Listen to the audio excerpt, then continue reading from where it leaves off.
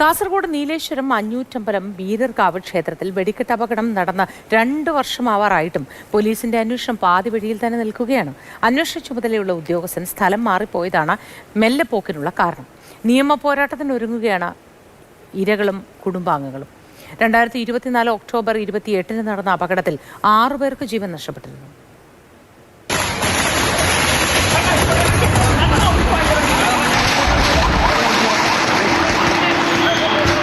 തൃശ്ശൂർ പൂരത്തിന് ഏതാനും ചില മണിക്കൂറുകൾ മാത്രം ശേഷിക്കുന്ന സമയത്ത് വലിയൊരു വെടിക്കെട്ട് അപകടം ഉണ്ടാകുന്നു. അതേ സമയത്ത് തന്നെ വീണ്ടും മലയാളികളുടെ മനസ്സിലേക്ക് എത്തുന്ന ഒരു അപകടമാണ് കാസർഗോഡ് നീലേശ്വരം അഞ്ഞൂറ്റമ്പലത്ത് വീരർകാവ് കളിയാട്ടത്തിനിടയിൽ നടന്ന വലിയ രീതിയിലുള്ള ഒരു വെടിക്കെട്ട് അപകടം. 6 പേർക്ക് ജീവൻ നഷ്ടപ്പെടുന്നു.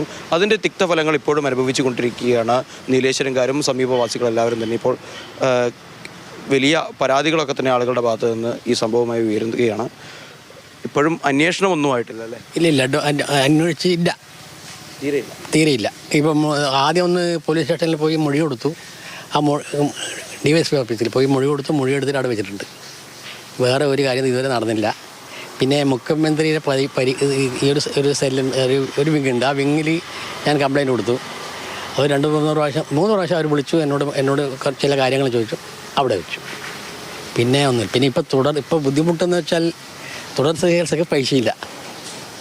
ഇങ്ങനെ നമ്മൾ കുടുംബക്കാരനെ കൂടി ഒപ്പിച്ചിട്ട് നടന്നു പോകുന്നു. ഇപ്പം മംഗലാപുരത്തേക്ക് 2 മാസത്തേക്ക് ഒരിക്കൽ കൂടുമ്പോൾ പോകണം. അപ്പം മറ്റന്നാൾ പോകണം. അപ്പം അങ്ങനെ ചികിത്സയ്ക്ക് വേണ്ടി ലോൺ എടുക്കേണ്ട അവസ്ഥയിലേക്ക് പലരും പറ്റിയില്ല. ലോണെല്ലാം കക്കേണ്ടി വരുമെന്ന സംശയമുണ്ട് എനിക്ക്.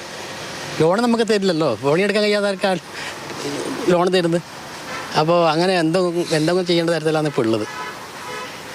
ഇപ്പോഴും ആരോഗ്യ പ്രശ്നങ്ങളേ ഉള്ളൂ. ഇപ്പോൾ രാവിലെ എഴുന്നേൽക്കണമെങ്കിൽ 2 മണിക്കൂർ നമുക്ക് പലതരത്തിൽ എക്സസൈസ് കിടക്കയിൽ തന്നെ ചെയ്യണം. നമ്മൾ ഇത് കയ്യിൽ ഇങ്ങനെ വേണമെങ്കിൽ നമ്മൾ കുറേ ബുദ്ധിമുട്ടുണ്ട്. എന്നാലേ നമുക്ക് എഴുന്നേൽക്കാൻ പറ്റും. പിന്നെ ഭാര്യയുടെ സഹായം വേണം എല്ലാ കാര്യത്തിലും. ഇപ്പോഴും ഫിസിയോതെറാപ്പി എപ്പോഴും തുടരുന്നുണ്ട്. ഫിസിയോതെറാപ്പി ഇപ്പോൾ ചെയ്യുന്നുണ്ട്. ഇപ്പോൾ ചെയ്യുന്നത് ഹോമിയോ എന്നാണ്. ഇപ്പോൾ വലിയ ചിലവില്ല. അവിടെ പോകണമെങ്കിൽ ഒരു ദിവസം ഒരു 20-46 രൂപ ദിവസം വേണം. ഇപ്പോൾ മരുന്ന് പറയുന്നുണ്ട്. അങ്ങനത്തെ എല്ലാം അവസ്ഥ. ഇതിനിടയിൽ താങ്കൾ നഷ്ടപരിഹാരം ആവശ്യപ്പെട്ട് കോടതിയിലേക്ക് എത്തിയിട്ടുണ്ട്? കോടതിയിൽ എത്തിയിട്ടുണ്ട്. കോടതിയിൽ കാഞ്ഞങ്ങാട് കോടതിയിൽ ഇപ്പോൾ കേസ് നടക്കുന്നത് 4 കേസ് കഴിഞ്ഞ് അതിന് വക്കീൽ കേസ് നടന്നുകൊണ്ടേ ഇരിക്കുന്നു. പിന്നെ ഞങ്ങൾ ഞാനടക്കം 4 ആൾ കേസ് കൊടുത്തിട്ടുണ്ട്. പിന്നെ കുറേ ആളോട് കേസിന് അന്വേഷിച്ചു. അപ്പോൾ ഞങ്ങളില്ല എന്ന് പറഞ്ഞ് അവർ പക്ഷേ ഞങ്ങൾ കൊടുത്തിട്ടുണ്ട്. വളരെ മാറി നിൽക്കുകയാണല്ലേ? മാറി നിൽക്കുക. എന്തോ പേടിച്ചിട്ടോ എന്തോ മാറി നിൽക്കുന്നത്. നമുക്കറിയില്ല അതെന്താണെന്ന്. വേണ്ടിയിരിക്കാം.